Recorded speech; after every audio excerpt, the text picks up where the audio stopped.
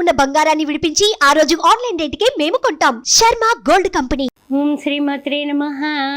ఆదిత్యాయ సోమాయ మంగళాయ బుధాయ చ గురు శుక్ర శనిభ్యచ్చ రాహవే కేతవే నమః. అందరూ కూడా ఏమిటి చంద్రగ్రహణం వస్తోంది ఇప్పుడు ఈ నెలలో, ముఖ్యంగా భాద్రపద పౌర్ణమి రోజున చంద్రగ్రహణం ఉందట. మనకు కనిపిస్తుందా కనిపించదా, మనం పాటించాలా పాటించక్కర్లేదా, పిల్లల దగ్గర నుంచి వృద్ధుల దగ్గర నుంచి ముఖ్యంగా గర్భిణీ స్త్రీల దగ్గర నుంచి అందరూ కూడా చిన్న సైజు ఈ మాధ్యమాల ద్వారా విషయం తెలుసుకొని ఆలోచనలో ఆలోచిస్తున్నారు, ఆందోళన కూడా పడుతున్నారు. అయితే ఈ చంద్రగ్రహణం సెప్టెంబర్ నెల పౌర్ణమి రోజున, అంటే భాద్రపద పౌర్ణమి రోజున రావడం అనేది మాత్రం నిజమే. ఆ విషయాన్ని మాత్రం యథార్థవాదే లోక విరోధే అన్నట్టుగా యథార్థం చెప్పినప్పటికీ కూడా మనకు కనిపిస్తే పాటించాలి, కనిపించకపోతే అక్కర్లేదు అనేది కూడా యథార్థమే. అందువలన ఏమిటి అంటే కనుక ఈ గ్రహణం ఎక్కడ కనపడుతుంది అంటే 17వ తారీఖున అర్ధరాత్రి వేళ మనకి అమెరికాలో కనపడుతుందండి. అమెరికాలో ఉన్నటువంటి మన తెలుగు వాళ్ళకి ముఖ్యంగా చెప్పాల్సింది ఏమిటంటే కనుక ఉత్తరాభద్ర నక్షత్రం తర్వాత పూర్వభద్ర 4వ పాదం వీళ్ళకి కొంచెం ఎఫెక్ట్ ఎక్కువగా ఉంటుంది మీనరాశి వారికి అని చెప్పబడింది. అందువల్ల అమెరికాలో ఉన్న తర్వాత చూసినట్లయితే కనుక ఏషియాలో ఎక్కడ ఉన్నప్పటికీ, యూరోప్ కంట్రీస్లో ఉన్నప్పటికీ కూడా తర్వాత ముంబైలో కూడా కనిపిస్తుంది అంటున్నారు. అంటే తెల్లవారిన తర్వాత 6 గంటల తరువాత ముంబైలో అంటే తెల్లవారిపోతుంది కాబట్టి మనకు అంత ఎఫెక్ట్ ఉండదు. పొద్దున 10:30 వరకు జాగ్రత్తగా ఉంటే మంచిది. అదెవరు? ముఖ్యంగా గర్భిణీ స్త్రీలు. ఇది మనకి చెప్పడం అయింది పెద్దవాళ్ళు, జ్యోతిష్యులు, పండితులు. మనకు కనపడదు కానీ జాగ్రత్తలు తీసుకుంటే తప్పేమిటిట అన్న విషయం మాత్రం మనకు చెప్పడం జరిగింది. అయితే ఏమిటంటే దీనికి ఈ యొక్క గ్రహణాలు 15 రోజుల్లో మళ్ళీ సూర్యగ్రహణం కూడా అక్టోబర్ 2 రాబోతుంది కదా. మరి దీనివల్ల ఏమిటి అంటే కనుక ప్రకృతి వైపరీత్యాలు జరిగేటటువంటి, విపత్తులు వచ్చేటటువంటి, వర్షాలు లాంటివి అవి కూడా మళ్ళీ పట్టుకునేటటువంటి ప్రమాదం ఉంది కదా అనేసి మనకి శాస్త్రజ్ఞులు చెప్తున్నారు. తర్వాత జ్యోతిష పండితులు కూడా ఈ విషయాన్ని విశ్లేషించడం జరుగుతుంది. అయితే ముఖ్యంగా ఏమిటంటే కనుక ఈ యొక్క అమెరికాలో ఎప్పుడు కనిపిస్తుంది? అర్ధరాత్రి వేళ కనిపిస్తుంది. అదేవిధంగా అంటే 12:41 నుంచి 4:47 వరకు మనకి అమెరికాలో కనిపిస్తుంది. అదేవిధంగా అమెరికాలో ఉన్నటువంటి ఈ ఓవర్సీస్లో ఉన్నటువంటి వాళ్ళు ఈ 4 గంటల సమయం చాలా జాగ్రత్తగా జపం చేసుకునే వాళ్ళు జపం, తర్వాత ఏదైనా సరే అష్టోత్తరం కానీ సహస్రాలు కానీ ఏమన్నా పారాయణ చేసుకుంటూ భగవంతునికి దగ్గరగా, అంటే ఉపవాసం అంటాం కదా, ఆ అంటే ఏమిటి? దేవునికి దగ్గరగా నివసించేటటువంటి కార్యక్రమం చేపట్టడం అనేది చెప్పదగిన సూచన.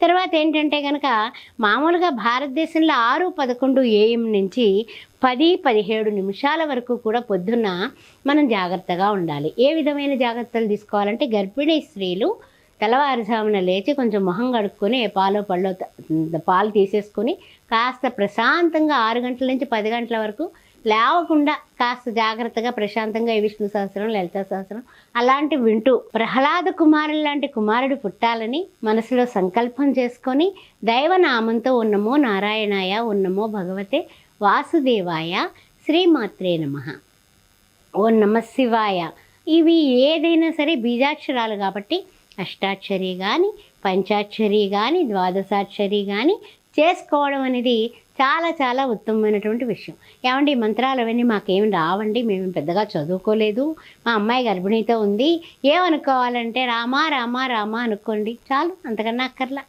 ఎందుకంటే అష్టాక్షరి తర్వాత పంచాక్షరిలో ఉన్నటువంటి రకారం మకారం కలిసి రామనామ సిద్ధం కాబట్టి ఆ విధంగా అనుకోవడం కూడా మన భారతదేశంలో కనిపించినా కనిపించకపోయినా ఈ సూర్య భగవానుడే, ఈ చంద్ర భగవానుడే ప్రపంచం అంతటా ఉంటారని మనం విశ్వసిస్తాం కాబట్టి ఆ సూర్యనారాయణుని నారాయణ స్వరూపంగా, చంద్రుడిని చూస్తేనేమో అమ్మవారి స్వరూపంగా కొలుస్తాం కాబట్టి శేఖరుడుగా చంద్రుడిని కూడా మనం కొలుస్తాం కాబట్టి ఈ విషయాలన్నీ గమనించుకొని కొంచెం జాగ్రత్తగా ఉండి ఆ సమయంలో ఏ విధంగానే కూడా ఏది గిల్లడాలు కానీ లేకపోతే ఎవరితో అయినా సరే ఎక్కువ మాట్లాడటం కానీ, మాధ్యమాలు చూడటం కానీ, అంటే సెల్ ఫోన్లు లాంటివి ఇలాంటివి ఏమిటంటే ఈ నీలలోహిత కిరణాలు అనేవి లోకవ్యాప్తంగా వ్యాపిస్తాయి కదా.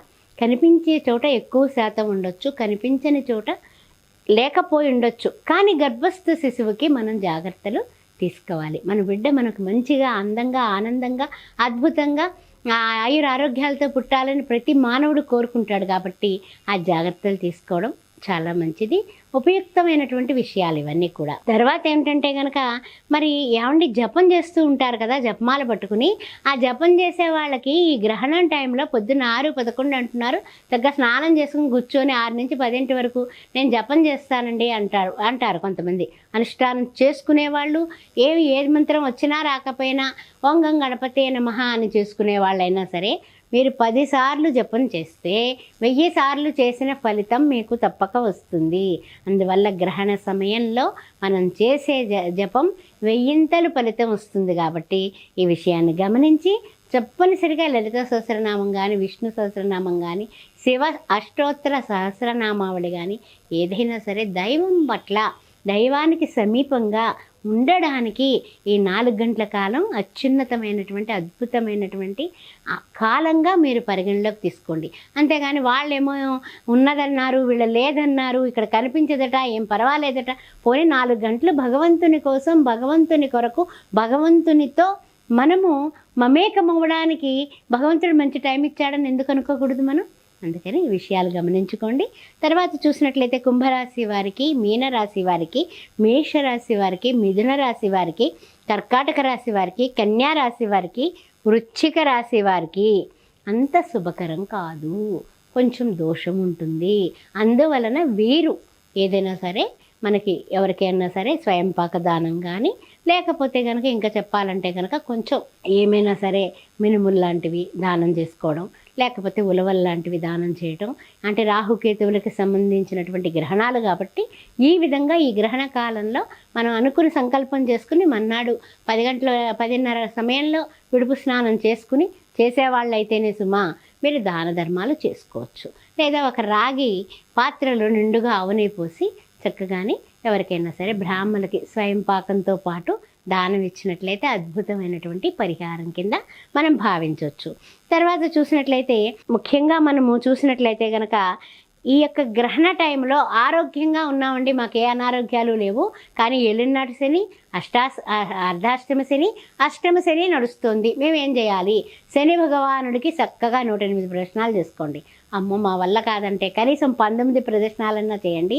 ఓం శం శనిశ్చరాయ నమః అని శని భగవానుడి దగ్గర నువ్వుల నూనెతో దీపారాధన చేసి, నువ్వులు సమర్పించి, నీలం రంగు వస్త్రం సమర్పించి, ఆ రోజున ఎవరికైనా పేదవాళ్ళకి భోజనం దానం చేసినట్లయితే అద్భుతమైనటువంటి పరిస్థితులు మీకు వస్తాయి. ఆటంకాలు, అడ్డంకులు తొలగిపోతాయి. ఈ విధంగా చేసుకోండి. తప్పనిసరిగా మీరు మంచి పరిస్థితికి, ఉన్న స్థితి నుంచి ఉన్నత స్థితికి ఎదగడానికి గ్రహణ సమయము భగవంతుని వలన, భగవంతుని కొరకు, భగవంతునితో మమేకం అవ్వడానికి శుభసూచకంగా భావించండి.